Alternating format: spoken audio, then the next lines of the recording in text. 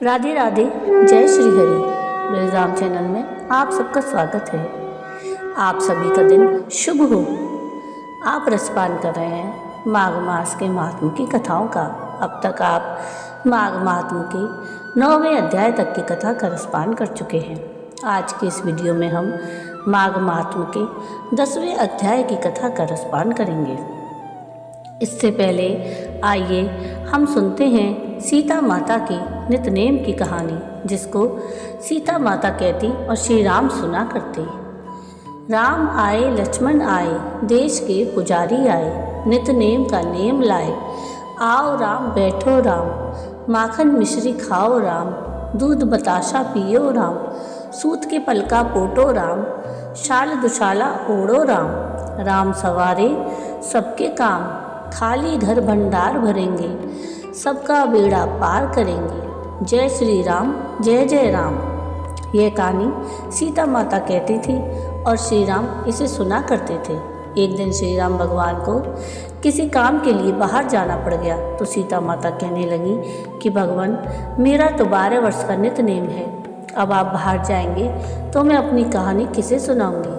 तब श्री राम ने कहा कि तुम कुएं की पाल पर जाकर बैठ जाना और वहाँ जो औरतें पानी भरने आएंगी उन्हें अपनी कहानी सुना देना। सीता माता कुएं के पाल पर जाकर बैठ जाती हैं। एक स्त्री आई, उसने रेशम की जरी की साड़ी पहन रखी थी और सोने का घड़ा ले रखा था। सीता माता उसे देखकर कहती हैं कि बहन, मेरा 12 वर्ष का नितनेम सुन लो। और वह स्त्री बोली कि मैं तुम्हारा नितनेम सुनूंगी तो मुझे घर जाने में देर हो जाएगी और मेरी सास मुझसे लड़ेगी। उसने कहानी नहीं सुनी और चली गई। उसकी रेशम की जरी की साड़ी फट गई, सोने का घड़ा मिट्टी के घड़े में बदल गया। सास ने देखा तो पूछा कि ये किसका दोष अपने सिर लेकर आ गई है। तो बहू ने कहा कि कुएं पर एक औरत बैठी थी, उसने कहानी सुनने के लिए कहा लेकिन मैंने सुनी नहीं, जिसका यह फल मिला। बहू की बात सुनकर अगले दिन वही साड़ी और घड़ा लेकर सास कुएं की पाल पर गई। सास को वहीं माता सीता बैठी हुई मिली तो माता सीता ने कहा कि बहन, मेरी कहानी सुन लो। सास बोली कि एक बार छोड़, मैं तो 4 बार कहानी सुन लूँगी। राम आए लक्ष्मण आए, देश के पुजारी आए, नित नेम का नेम लाए। आओ राम बैठो राम, तपी रसोई जियो राम, माखन मिश्री खाओ राम, दूध बताशा पियो राम, सूत के पलका मोटो राम, शाल दुसाला ओढ़ो राम, शाल दुसाला ओढ़ो राम। जब बोलूं जब राम ही राम, राम सवारे सबके काम, खाली घर भंडार भरेंगे, सबका बेड़ा पार करेंगे। जय राम जय राम, जय श्री राम। सास बोली कि बहन, कहानी तो बड़ी अच्छी लगी। कहानी सुनकर सास घर चली गई और उसकी साड़ी फिर से रेशम जरी की बन गई और मिट्टी का घड़ा फिर सोने के घड़े में बदल गया। बहू कहने लगी, सासू माँ, आपने ये सब कैसे किया? तो सास ने कहा कि बहू, तू दोष लगा के आई थी और मैं अब दोष उतार कर आ रही हूँ। बहू ने फिर पूछा कि वह कुएं वाली स्त्री कौन है? सास बोली कि वो सीता माता थी, वो पुराने से नया कर देती हैं, खाली घर में भंडार भर देती हैं, वे लक्ष्मी जी का वास घर में कर देती हैं, आदमी की जो भी इच्छा हो उसे पूरा कर देती हैं। बहू बोली कि ऐसी कहानी मुझे भी सुना दो। सास बोली कि ठीक है, तुम भी सुनो। और सास ने कहानी शुरू की। राम आए लक्ष्मण आए, देश के पुजारी आए, नितनेम का नेम लाए। आओ राम बैठो राम, तपी रसोई जियो राम, माखन मिश्री खाओ राम, दूध बताशा पियो राम, सूत के पलका मोठो राम, शाल दुशाला पोठो राम, शाल दुशाला ओढ़ो राम। जब बोलूं जब राम ही राम, राम सवारे सबके काम, खाली घर भंडार भरेंगे, सबका बेड़ा पार करेंगे। श्री राम जय जय राम। कहानी सुनकर बहू बोली कि कहानी तो बहुत अच्छी है।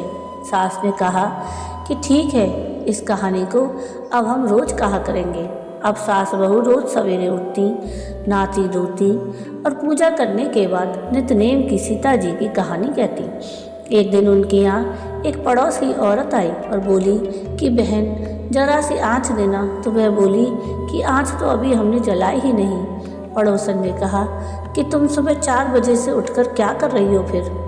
उन्होंने कहा कि सुबह उठकर हम पूजा करते हैं, फिर सीता माता की नित्यनेम की कहानी सुनते हैं। पड़ोसन ने उनकी बात सुनकर फिर कहा कि सीता माता की कहानी कहने से तुम्हें क्या मिला? वे बोली कि इनकी कहानी कहने से घर में भंडार भर जाते हैं, सारे काम सिद्ध होते हैं, मन की इच्छा पूरी होती है। पड़ोसन कहती है कि बहन, ऐसी कहानी तो मुझे भी सुना दो। फिर वह बोली कि ठीक है, तुम भी यह कहानी सुन लो। राम आए लक्ष्मण आए, देश के पुजारी आए, नित्यनेम का नेम लाए, आओ राम बैठो राम। सारी कहानी सुनने के बाद पड़ोसन कहने लगी कि बहन, कहानी तो मुझे बहुत अच्छी लगी। अब वह पड़ोसन भी नित्यनेम सीता माता की कहानी सुनने लगी। कहानी कहने से सीता माता ने पड़ोसन के घर भी भंडार भर दिए। हे सीता माता, जैसे आपने उनके भंडार भरे, वैसे ही आप हमारे भी भंडार भरना। कहानी सुनने वाले और ओंकारा भरने वाले और कहने वाले सभी के भंडार भरना। माता सीता की जय हो। तो आइए अब सुनते हैं माघ मास महात्म के 10वें अध्याय की कथा। यमदूत कहने लगे कि हे वैश्य, एक बार भी गंगा जी में स्नान करने से मनुष्य सभी पापों से छूटकर अत्यंत शुद्ध हो जाता है। जो मनुष्य गंगा जी को दूसरे तीर्थों के समान समझता है, वह अवश्य नरक में जाता है। भगवान के चरणों से उत्पन्न हुई गंगा जी के पवित्र जल को शिवजी अपने मस्तक में धारण करते हैं। वह ब्रह्मा जो संदेह रहित प्रकृति से अलग और निर्गुण हैं, ब्रह्मांड में उनकी समानता किससे हो सकती है? गंगा जी का नाम हजारों योजन दूर से ही लेने वाला नरक में नहीं जाता, इसलिए मनुष्य को अवश्य में गंगा जी में स्नान करना चाहिए।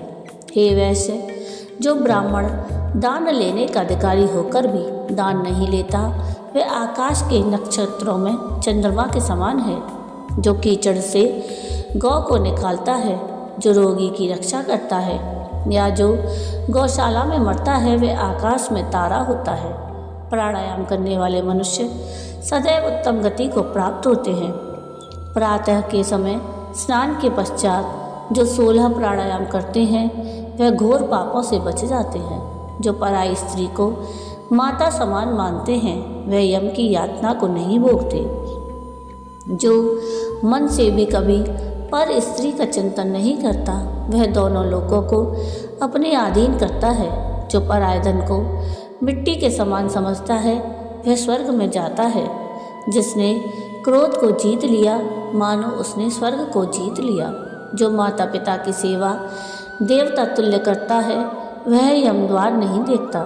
और जो गुरु की सेवा करते हैं, वह ब्रह्मलोक को प्राप्त होते हैं। शील की रक्षा करने वाली स्त्री धन्य है। शील भंग करने वाली स्त्री यमलोक जाती है। जो वेदों और शास्त्रों को पढ़ते हैं, या पुराण और संहिता पढ़ते और सुनते हैं, और जो स्मृति का व्याख्यान और धर्मशास्त्र समझते हैं, या जो वेदांत में लीन रहते हैं, वह पाप रहित होकर ब्रह्मलोक को प्राप्त होते हैं। जो अज्ञानियों को वेद शास्त्र का ज्ञान देते हैं, वे देवताओं से भी पूजित होते हैं। यमदूत ने कहा कि वैश्य श्रेष्ठ यमराज ने हमको वही आज्ञा दे रखी है कि तुम किसी वैष्णव को मेरे पास मत लाओ। हे वैश्य, पापी लोगों को इस संसार रूपी नर्क को पार करने के लिए भगवान की भक्ति के सिवाय दूसरा और कोई उपाय नहीं है।